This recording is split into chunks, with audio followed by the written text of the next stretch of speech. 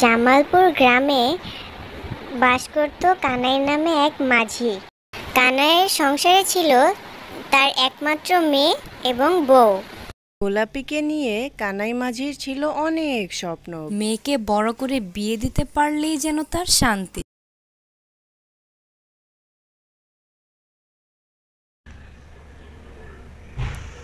কি গো কানাইদা, কি করছো? এই তো বাবু, মাঠে কাজ করছিলাম। তা এই ভর দুপুরবেলা কোথায় যাচ্ছেন আপনি শুনি? এই তো আজকে আমার মেয়েকে বরপক্ষরা দেখতে আসবে, তাই বাজারে যাচ্ছিলাম। তা আপনার মেয়েকে কোন বাড়ির ছেলে দেখতে আসছে? ওই মণ্ডল বাড়ির ছেলে নাকি? হ্যাঁ কানাই, ওই মণ্ডল বাড়ির ছেলেই আমার মেয়েকে দেখতে আসছে। এ বলে চলে গেল জমিদার বাবু বাজারে বাজার করতে। তখন কানাই মনে মনে ভাবতে লাগলো, ইস, ওই মণ্ডল বাড়ির ছেলেটাকে কত চোখে চোখে রাখতাম আমার মেয়েটার সাথে বিয়ে দিব বলে। এসব ভাবতে ভাবতে কানাই তখন বাসায় ফিরে গেল।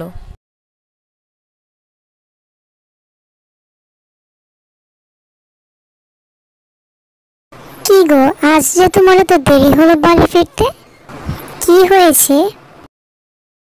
আর বলো না, ওই মণ্ডল বাড়ির ছেলেটার নাকি আজ বিয়ে ঠিক হয়ে গেছে। কত আশা করেছিলাম মণ্ডল বাড়ির বউ করবো আমার মেয়েটাকে। এইসব বলতে বলতে তারা ঘরের ভিতরে চলে যায়।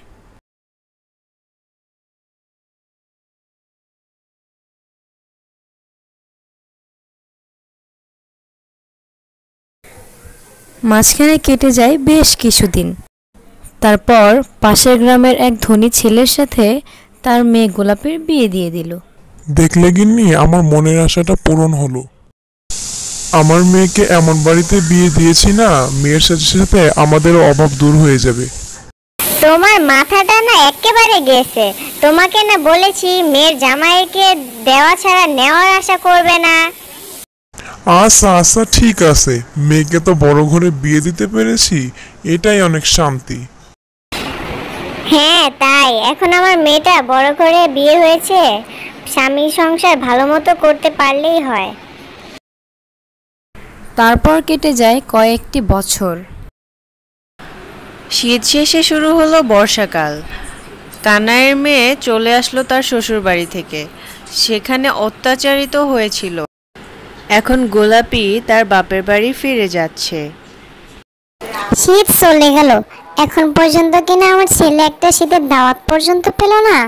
এ কেমন শ্বশুর বাড়ি? হ্যাঁ হ্যাঁ, তুমি ঠিক বলেছো। এমন বেয়াই বাড়ি থাকার থেকে না থাকাই ভালো। ভালো হয়েছে বউটাকে পাঠিয়ে দিয়ে।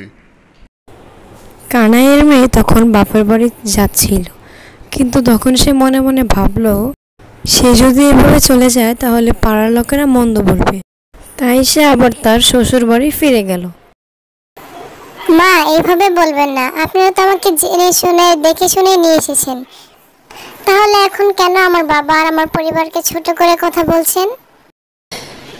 অমনি না, দেওয়ালের আড়াল থেকে আমাদের সবগুলো কথা শুনতেছিলেন না? লজ্জা করে না তোমার? ছি, তুমি আমাদের কথা কেন শুনতেছিলে? যাও গিয়ে তোমার কৃষক বাবাকে বলো, সে যদি জামাই আদর দিতে না পারে তাহলে যেন তোমাকে এখান থেকে নিয়ে যায়। আর তোকে না আমি তোর বাপের বাড়ি পাঠিয়ে দিয়েছিলাম, তুই আবার এসেছিস? তোর কোনো লজ্জা শরম নেই? তুই যা এখান থেকে, হতচ্ছাড়ি। যা গিয়ে তোর বাবাকে বল, সে যদি জামাই আদর না করতে পারে তাহলে তোকে যেন এখান থেকে নিয়ে যায়। যা এখান থেকে। তখন গোলাপের বাবা মা সেখানে বসে গল্প করছিল। তখন তারা হঠাৎ তাদের মেয়েকে দেখতে পেল। তারা তখন তাদের মেয়েকে জিজ্ঞেস করলো, কি রে মা, তুই হঠাৎ? তা জামাই বাবা কোথায়? তখন গোলাপি তাদের বাবা মাকে সবকিছু খুলে বলল। কি এবার তুমি কথা বলছো না কেন? এবার আমার কথা তাই সত্যি হলো তো? বলেছিলাম না মেয়ের জামাইয়ের ভরসা করো না। আমাদের এমনি নুন আনতে পান্তা ফুরায়, তার কিনা শখ হয়েছে বড়লোক বাড়িতে মেয়ের বিয়ে দিতে। এবার জামাই আদরটা কিভাবে করবে শুনি? তুমি ওসব নিয়ে চিন্তা করো না তো, আমাকে কটা দিন সময় দাও, দেখো আমি আমার জামাইকে সুন্দর করে আদর যত্ন করে খাওয়াবো। এসব বলে কানাই তখন সেখান থেকে চলে যায়। কয়েকদিন পর কানাই তার মেয়ের জামাইকে তার বাড়িতে দাওয়াত করে।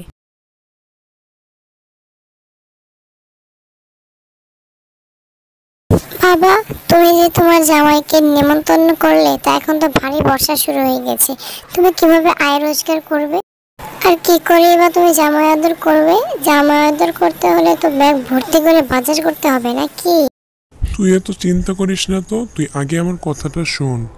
জামাই বাবা এই প্রথম শ্বশুর বাড়িতে আসছে, সে নিশ্চয়ই খালি হাতে আসবে না। এত বড়লোক জামাই আমাদের, সে নিশ্চয়ই আসার সময় ফল মূল মাছ মাংস আরো কত কিছু আনবে।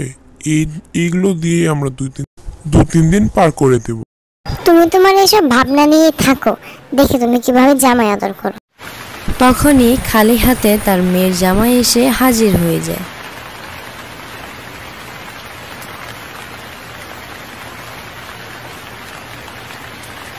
এই বর্ষাকালে বাড়িতে কেউ নতুন জামাই নেমন্তন্ন করে নাকি?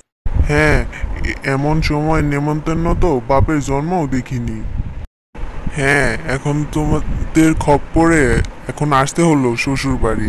নেও নাও, তোমার বাপ মাকে বলো তাড়াতাড়ি জামাই আদর শুরু করে দিতে।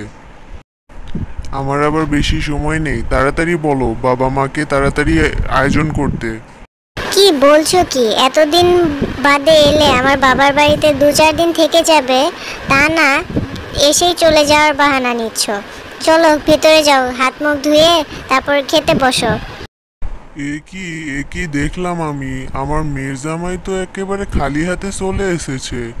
তবে আমি যেটা পরিকল্পনা করেছিলাম সেটা তো একেবারেই বৃথা হয়ে গেল। এবার হলো তো? অতি চালাকে গলায় দড়ি পড়লো তো? তোমায় আমি সবসময় বলেছি এত চালাকি না করতে, এবার হলো তো? আমার কথা সত্যি হলো? এখন এমনি বর্ষাকাল, আয় রোজগার নেই বললেই চলে, তার উপর নতুন জামাই নেমন্তন্ন করেছো, এখন কিভাবে সামলাবে? তুমি সামলাও। কানাই তখন ভারী চিন্তায় পড়ে যায়। কিছুক্ষণ পর কানাই বাড়ি থেকে বেরিয়ে যায়, তারপর ব্যাগ ভর্তি করে বাজার নিয়ে আসে। কি তুমি এত বাজার কোথা থেকে আনলে? কোথা থেকে আবার? এতদিন আমি যতগুলো টাকা জমিয়েছিলাম তা দিয়ে আজকে এই বাজারগুলো আনলাম। এবার আমার মেয়ের সংসারটা বাঁচাই, তারপর থেকে জামাইদের থেকে আর কোনো আশা করব না। আমার শিক্ষা হয়ে গেছে। যাক, এতদিনে তাহলে তোমার শিক্ষা হলো, এটাই অনেক। তারপর গোলাপের মা বাজারগুলোকে রান্না করে তার জামাইকে খেতে দেয়। আর এবারের মতো গোলাপের সংসারটা বেঁচে যায়।